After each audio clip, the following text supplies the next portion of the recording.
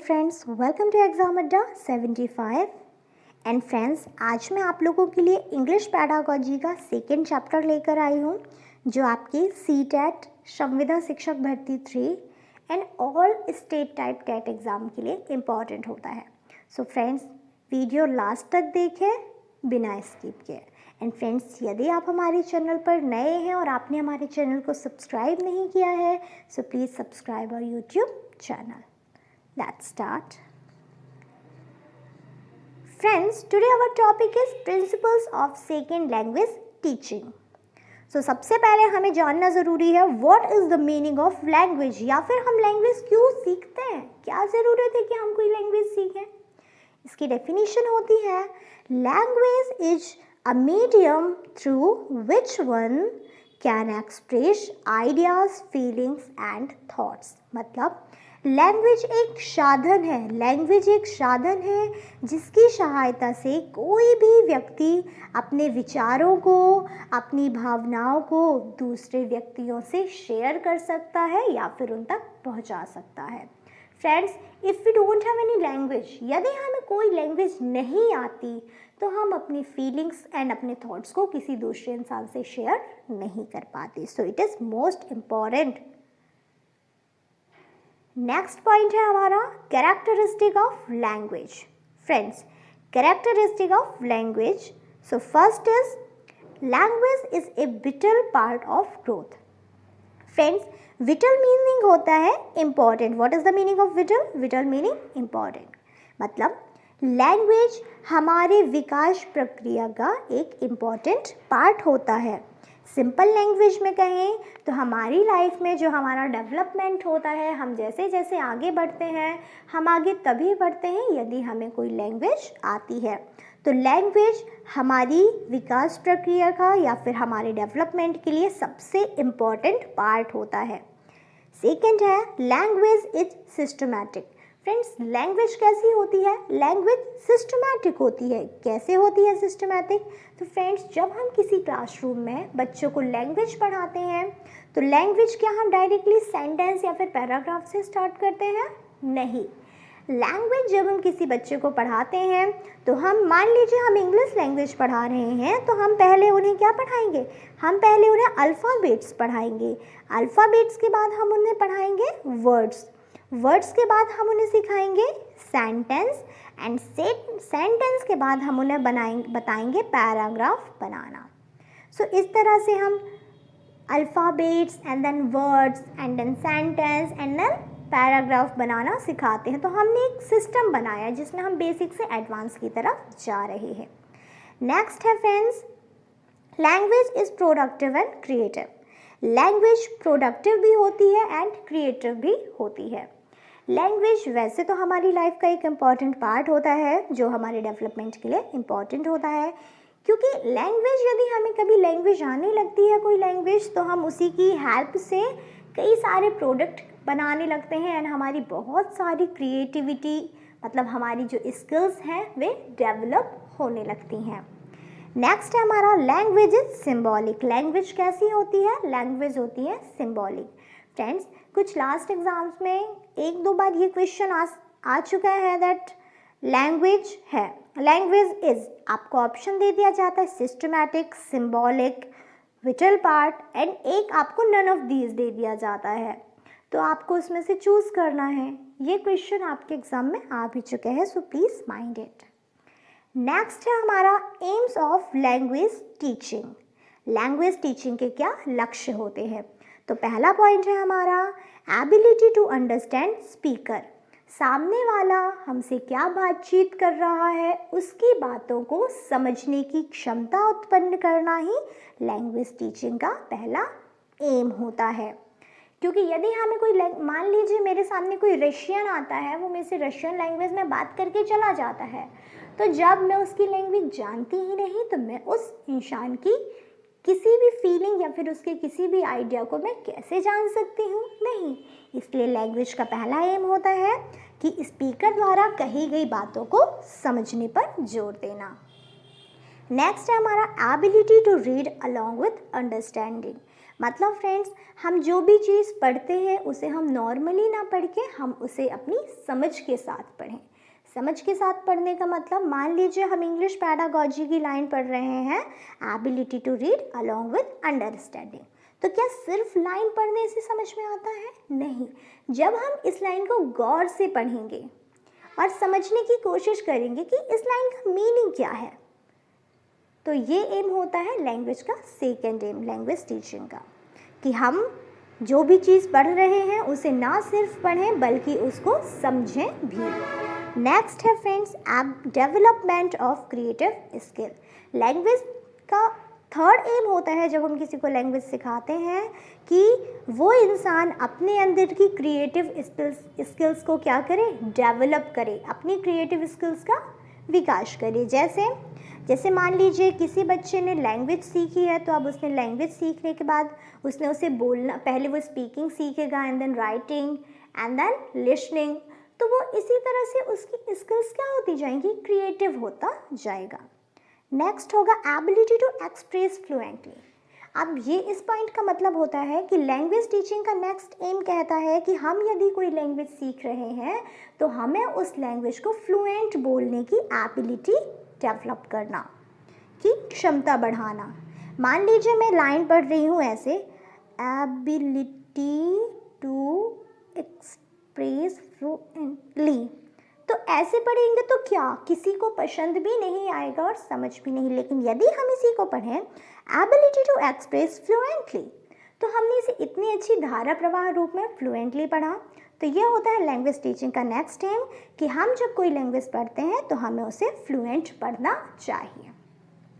Next and last होता है हमारा ability to understand scientific aspects. मतलब हम जब भी कोई लैंग्वेज सीखते हैं तो उस लैंग्वेज को सीखने के साथ साथ हमें वैज्ञानिक दृष्टिकोणों को भी समझना चाहिए। तो ये थे हमारे एम्स ऑफ लैंग्वेज। इसके बाद हम अपने मेन पॉइंट पे आते हैं, प्रिंसिपल्स ऑफ लैंग्वेज टीचिंग। तो हमारा फर्स्ट प्रिंसिपल है theory of habit formation. Theory of habit formation मतलब जब हम किसी बच्चे को लैंग्वेज सिखा रहे हैं तो प्रिंसिपल, हमारा फर्स्ट प्रिंसिपल कहता है कि उस बच्चे में लैंग्वेज की आदत बनाना। मान लीजिए हम इंग्लिश लैंग्वेज सिखा रहे हैं तो हमें उस बच्चे को इंग्लिश लैंग्वेज बोलने की हैबिट बढ़ाना। According to Palmer is essentially habit forming process. मतलब हमें किसी भी बच्चे को जब हम इंग्लिश सिखाएंगे या फिर कोई भी अदर लैंग्वेज सिखाएंगे तो हमें उस बच्चे में उस लैंग्वेज को बोलने के लिए, सुनने के लिए एंड सीखने के लिए हैबिट्स, उसकी आदत डलवाना चाहिए, आदत बनवाना चाहिए। Teacher can make language pattern as habit through intensive pattern practice in a variety of situation. हमें अलग अलग सिचुएशन में बच्चों को एक पैटर्न बनाकर देना चाहिए और उन्हें उस लैंग्वेज को बोलने की या फिर सीखने की हैबिट दिलाना चाहिए। नेक्स्ट है करेक्शन विथ लाइफ। मतलब जब हम किसी बच्चे को कोई लैंग्वेज सिखाते हैं तो हमें उसे उस लैंग्वेज को अपनी या फिर उस बच्चे की लाइफ से जोड़कर सिखाना चाहिए। मान लीजिए हम इंग्लिश सेशन में इंग्लिश लैंग्वेज में बच्चों को कोई लेसन पढ़ाने जा रहे हैं, तो उस लैंग्वेज को पढ़ाने से पहले ही हमें कुछ ऐसी बातें करनी चाहिए बच्चों से जो बच्चों की रियल लाइफ से मैच करता हो, क्योंकि जब कोई चीज़ बच्चे की रियल लाइफ से मैच करती है तो बच्चे का इंटरेस्ट उस लैंग्वेज के लिए कुछ ज़्यादा ही हो जाता है। So English should be practised in everyday situations which children can easily identify. This way meaning will be clarified and reinforced. मतलब क्या होता है, हमें बच्चे के दैनिक जीवन से जोड़कर कोई भी चीज़ यदि हम सिखाते हैं तो वो उसके लिए ज़्यादा प्रॉफिटेबल होती है। तो हमारा सेकेंड प्रिंसिपल कहता है कि किसी भी लैंग्वेज को जब आप पढ़ाते हैं तो उन्हें बच्चों की ज़िंदगी से जोड़कर पढ़ाना चाहिए। नेक्स्ट है theory of selection and gradation. Theory of selection and gradation का मतलब होता है फ्रेंड्स कि हम किसी बच्चे को जब लैंग्वेज सिखा रहे हैं तो हमें बच्चे को लैंग्वेज सिखाते समय जब हम किसी चीज़ को पढ़ाने के लिए कोई सिलेक्ट करते हैं कोई चीज़ या फिर चयन करते हैं उसका, तो हमें बहुत सोच समझ कर उस चीज़ को सिलेक्ट करना चाहिए। सिंपल लैंग्वेज में यदि हम कहें तो there should be structural and vocabulary grading. Essential vocabulary and basic structures of language should be taught first. मतलब जब हम किसी बच्चे को इंग्लिश या फिर कोई लैंग्वेज पढ़ा रहे हैं, किसी भी लैंग्वेज के बारे में, स्पेशली इंग्लिश या फिर हिंदी, कोई भी लैंग्वेज हो, तो हमें बच्चे को बेसिक से एडवांस की तरफ जाना चाहिए. जैसे कि हमने स्टार्टिंग में बताया था कैरेक्टरिस्टिक में कि हमें पहले बेसिक चीज़ें बतानी चाहिए एंड देन हमें उसे एडवांस पर लाना चाहिए. Okay friends, I hope you understand. तो हमें और इसके साथ हमें थर्ड पॉइंट में ये भी याद रखना है सिलेक्शन के लिए कि जब भी हम किसी क्लास में बच्चों को लैंग्वेज सिखा रहे हो तो हमें वही पॉइंट्स चूज़ करने चाहिए, सिलेक्ट करने चाहिए जो बच्चे के लिए प्रॉफिटेबल हो और बच्चों को उस लेवल में पढ़ने में कोई भी प्रॉब्लम क्रिएट ना हो. फोर्थ प्रिंसिपल है हमारा theory of exercise, drill and practice. इसका मतलब होता है according to B.F. Skinner, psychological experiments have proved that practising and drilling play an important part in language teaching. मतलब B.F. स्किनर एंड बहुत सारे साइकोलॉजिकल्स ने कहा है, उनके एक्सपेरिमेंट से ये निकल कर बात आई है कि यदि कोई बच्चा किसी लैंग्वेज को सीख रहा है तो जब तक बच्चा उस चीज़ को बार बार प्रैक्टिस नहीं करता है, बार बार उसकी एक्सरसाइज नहीं करता है, उसे वो चीज़ें समझ में नहीं आती हैं. फॉर एन एग्ज़ाम्पल, हम क्लास में बच्चों को हमने इंग्लिश लैंग्वेज में आज क्या पढ़ाए हैं? हमने आज पढ़ाई है मीनिंग ऑफ वर्ब क्या होती है एंड उसकी डेफिनेशन एंड सम एग्जाम्पल्स.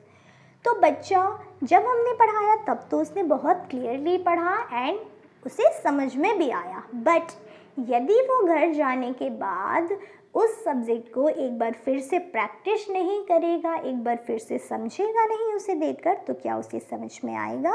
नहीं आएगा. सो teacher should make sure that repetition of things at proper intervals should be done. ठीक है फ्रेंड्स, तो यानी कि हम जो भी चीज़, यदि बच्चे को कोई लैंग्वेज सिखा रहे हैं तो हमें ये चीज़ ज़रूर सिखाना चाहिए कि कोई चीज़ जब आप सीखते हैं तो उसे रेगुलर प्रैक्टिस में रखना चाहिए. मान लीजिए हम मैथ्स में बच्चे को टेबल पढ़ाना चाहते हैं, तो टेबल पढ़ाने के लिए आज बच्चे ने 11 से 20 की टेबल लर्न करी है, बट यदि बच्चा 11 से 20 की टेबल को रिवाइज नहीं करेगा, उसकी प्रैक्टिस नहीं करेगा, एक्सरसाइज नहीं करेगा उसके साथ, तो क्या बच्चे को वो टेबल लर्न रहेगी? नहीं, बच्चा कुछ दिनों बाद उन टेबल्स को भूल जाएगा. तो ये इम्पॉर्टेंट प्रिंसिपल्स हैं. नेक्स्ट प्रिंसिपल है हमारा, अभी एक और कोई प्रिंसिपल था क्या? Wait a moment. Next principle था हमारा theory of exposure to language. Theory of exposure to language का मतलब होता है कि जब भी हम किसी बच्चे को कोई लैंग्वेज सिखाते हैं तो हमें बच्चे को उस लैंग्वेज को यूज़ करने के मौके देना चाहिए. एक्सपोजर मतलब होता है मौके देना. तो हम जब भी कोई लैंग्वेज सिखाते हैं तो हमें उस लैंग्वेज को यूज़ करने के लिए बच्चे को उतने ही मौके देने चाहिए. यू नो व्हाट फ्रेंड्स, हमारे यहाँ के लोगों से इंग्लिश लैंग्वेज बेटर क्यों नहीं आती है? क्योंकि हमारा जो चारों तरफ का एटमॉस्फेयर है, हमारे जो सराउंडिंग पीपल्स होते हैं, वे सभी हिंदी में बात करते हैं. मान लीजिए हम इंग्लिश मीडियम स्कूल में पढ़ते हैं एंड वहाँ हमें हर चीज़ इंग्लिश में बताई जाती है, बट जब तक हम स्कूल में होते हैं हम इंग्लिश यूज़ करते हैं, बट जैसे ही हम अपने होम वापस आते हैं, हम अपने घर आते हैं, तो हम फिर से उसी हिंदी वाले वातावरण में फैल जाते हैं एंड हमारे मॉम डैड हमसे उसी लैंग्वेज में बात करते हैं या फिर जो हमारी मदर टंग है उसमें बात करते हैं. तो हमें हमारी इंग्लिश लैंग्वेज यूज करने के मौके नहीं मिलते हैं, इसीलिए यहाँ के लोगों से ज़्यादा इंग्लिश नहीं आती है. जैसे कि इंग्लिश ही क्यों, फॉरेनर लैंग्वेज वालों को ले लीजिए, फॉरेनर्स को उन्हें हिंदी नहीं आती क्योंकि उनके चारों तरफ सभी इंग्लिश बोलते हैं, इसलिए उन्हें हिंदी नहीं आती. तो हम यदि बच्चे को कोई लैंग्वेज पढ़ा रहे हैं तो हमें उसके मौके उन्हें देने चाहिए. या फिर सिंपल लैंग्वेज में कहें तो learners should be provided with language familiar environment so that they could get maximum opportunities to listen and speak. जिस लैंग्वेज को हम सिखा रहे हैं उसे सुनने के लिए एंड उसे बोलने के बहुत सारी अपॉर्चुनिटीज़ हमें बच्चों को देनी चाहिए। नेक्स्ट पॉइंट है हमारा theory of oral approach. Theory of oral approach, इसका मतलब होता है कि हम बच्चे को यदि कोई लैंग्वेज सिखा रहे हैं तो हम ना सिर्फ उसे लिखना सिखाएं बल्कि हमें उसे ओरल मौखिक रूप से भी सिखाना चाहिए। क्योंकि कई बच्चे क्या होते हैं, इंग्लिश लिखना तो सीख जाते हैं बट जब बोलने की प्रॉब्लम आती है तो उनमें फ्लुएंसी नहीं होती है। तो हमें बच्चे को कोई भी लैंग्वेज बोलकर भी सिखानी चाहिए। Speech motivates the learners to learn, क्योंकि जब हम कोई चीज़ बोलते हैं तो वही चीज़ बच्चे को कोई चीज़ सीखने के लिए क्या करती है, मोटिवेट करती है। ओके, या फिर हम सिंपली कह सकते हैं introduction to lesson should begin orally as learning to speak a language is always the shortest way to learning to read and write it. मतलब जब भी हम किसी क्लास में कोई लेसन स्टार्ट करें तो हमें उसका जो हम इंट्रोडक्शन देंगे वो हमें ओरल देना चाहिए। ओरली हमें उसका इंट्रोडक्शन देना चाहिए ताकि बच्चा उस लैंग्वेज को बोलने के लिए क्या हो, इंटरेस्टेड हो।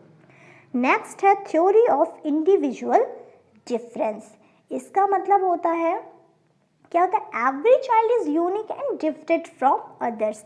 हर बच्चे में कुछ ना कुछ यूनिक होता है, कुछ ना कुछ खास होता है और वो हर किसी से अलग होता है। हमें भी ले लीजिए, हम सभी में कुछ ना कुछ ऐसा है जो बिल्कुल अलग है, जो दूसरों में नहीं है। In language teaching, we have to keep in mind that learners possess different abilities, personalities, and belong to different backgrounds. जब भी हम बच्चे को लैंग्वेज सिखा रहे होते हैं तो हमें ये अपने दिमाग में ज़रूर रखना चाहिए कि जो हमारे सामने बच्चे बैठे हैं उन सभी बच्चों में अलग अलग एबिलिटीज़ हैं। किसी भी चीज़ सीखने के लिए उनकी कैपेसिटी अलग है, उनकी एबिलिटी अलग है, उनकी सबकी पर्सनालिटीज़ अलग अलग हैं और वे अलग अलग बैकग्राउंड से भी आए हैं। तो ये सारी बातें हमें अपने माइंड में रखनी चाहिए जब भी हम क्लासरूम में कोई लैंग्वेज टीच करते हैं। तो आई होप फ्रेंड्स आप प्रिंसिपल्स ऑफ लैंग्वेज के बारे में जान चुके होंगे। कुछ अदर प्रिंसिपल भी होते हैं like theory of motivation and interest. जब भी हम बच्चे को लैंग्वेज पढ़ाएं तो हमें उसके लिए बच्चे को मोटिवेट करना चाहिए एंड इंटरेस्ट बढ़ाना चाहिए। थ्योरी ऑफ इमिटेशन, कोई भी बच्चा किसी भी लैंग्वेज को या फिर किसी भी चीज़ को इमिटेशन के ज़रिए ही सीखता है। जब तक वो नकल नहीं करता तब तक वो चीज़ों को नहीं सीखता है। तो ये थे हमारे प्रिंसिपल्स ऑफ लैंग्वेज।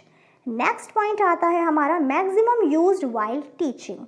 यहाँ पर कुछ टीचिंग मेथड दिए गए हैं जो बेसिकली यूज़ किए जाते हैं। पहला है नोन टू अननोन, मतलब teaching should be carried on what the students know either in their native language और इन इंग्लिश। मतलब हम बच्चे को कोई भी चीज़ सब सिखाएं तो पहली मेथड होती है कि हमें बच्चे को नोन से अननोन की तरफ ले जाना चाहिए। मतलब बच्चा जो चीज़ जानता है तो जो चीज़ जानता है वहाँ से स्टार्ट करके हम उसे ऐसी प्रॉमिस तक ले जाएं जिसे वो नहीं जानता। ओके, जैसे English grammar should be taught when the learners has a knowledge of noun. यदि बच्चे को नॉलेज का ज्ञान है तो हम बच्चे को इंग्लिश ग्रामर के बारे में पढ़ाएंगे। ठीक है, ओके, मतलब यदि बच्चा नाउन जानता है तभी हम उसे प्रोनाउन पढ़ाएंगे। ये हुआ नोन टू अननोन। सेकेंड है सिंपल टू कॉम्प्लेक्स, मतलब simple things and vocabulary should be taught first before proceeding to complex structure और वोकेबलरी आइटम। मतलब सिंपल से कॉम्प्लेक्स का मतलब होता है जब हम बिल्कुल सिंपलिटी से कॉम्प्लेक्स की तरफ जाते हैं, मतलब सरल से कठिन की ओर जब हम जाते हैं। तो जब हम कोई चीज़ पढ़ा रहे हैं बच्चे को तो हमें पहले उसे बिल्कुल ईजी चीज़ें पढ़ानी चाहिए एंड देन उसके बाद ही हमें टफ लैंग्वेज यूज़ करनी चाहिए। नेक्स्ट आता है concrete to abstract. Concrete things are real things which can be seen and felt by our sense. Concrete क्या होता है, जिन्हें हम फेल्ट कर सकते हैं, महसूस कर सकते हैं, टच भी कर सकते हैं।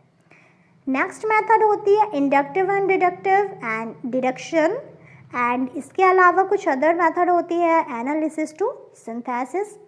तो ये मेथड हैं कुछ, वैसे इतनी ज़्यादा इम्पॉर्टेंट तो नहीं है इसके लिए बट मैंने सोचा आपको रिवाइज करा देना चाहिए। फ्रेंड्स, कुछ क्वेश्चंस जो लास्ट टाइम हमारे एग्ज़ाम में आए हुए हैं। तो देखते हैं इन कुछ एग्जाम्पल्स को समझने की कोशिश करते हैं। With the help of language, one can express his ... ideas, feelings, thought, all of these. ऐसा क्वेश्चन पेपर में ज़रूर आता है। तो मतलब है इसका कि कोई भी इंसान जब लैंग्वेज सीखता है तो लैंग्वेज की सहायता से, मतलब लैंग्वेज के जरिए ऐसी कौन कौन सी चीज़ें हैं जिन्हें हम एक्सप्रेस कर सकते हैं। बताइए, क्या हम आइडियाज़ को एक्सप्रेस कर सकते हैं? जी हाँ, हम आइडियाज़, फीलिंग्स एंड थॉट सभी को एक्सप्रेस कर सकते हैं। तो हमारा रियल आंसर होगा ऑल ऑफ दीज। नेक्स्ट है in learning a new language, एक नई लैंग्वेज सीखते समय कुछ points. The knowledge of mother tongue is helpful. क्या होता है, जो हमारी मदर टंग होती है, मातृभाषा इंपॉर्टेंट होती है। The use of mother tongue interferes rather than facilities. Third है the mother tongue should not be used at all by the learners. या फिर फोर्थ है नन ऑफ द अबव। तो इसका क्या आंसर होगा फ्रेंड्स? इसका आंसर होगा the knowledge of mother tongue is helpful. जब भी हम कोई नई लैंग्वेज सीखते हैं तो उसे सीखने के लिए हमारी जो मातृभाषा होती है वो बहुत ज़्यादा इम्पॉर्टेंट होती है। तो हमारा आंसर हुआ first.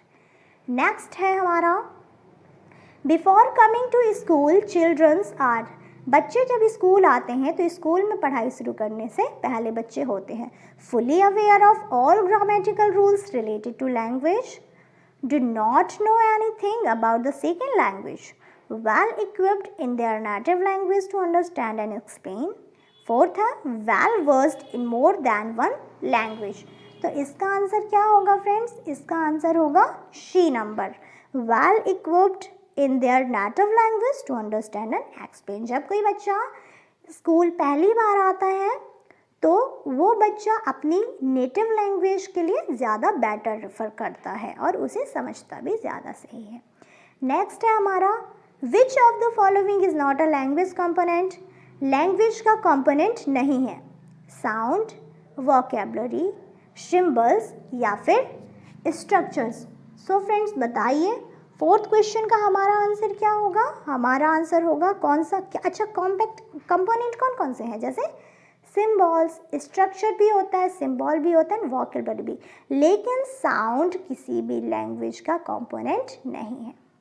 So I hope friends video आपको पसंद आया होगा। एंड फ्रेंड्स यदि आपको हमारा वीडियो पसंद आया है तो वीडियो को लाइक एंड चैनल को सब्सक्राइब कीजिए। एंड यदि आप हमारे चैनल पर नए हैं तो हमारे चैनल को सब्सक्राइब कीजिए। Thanks for watching.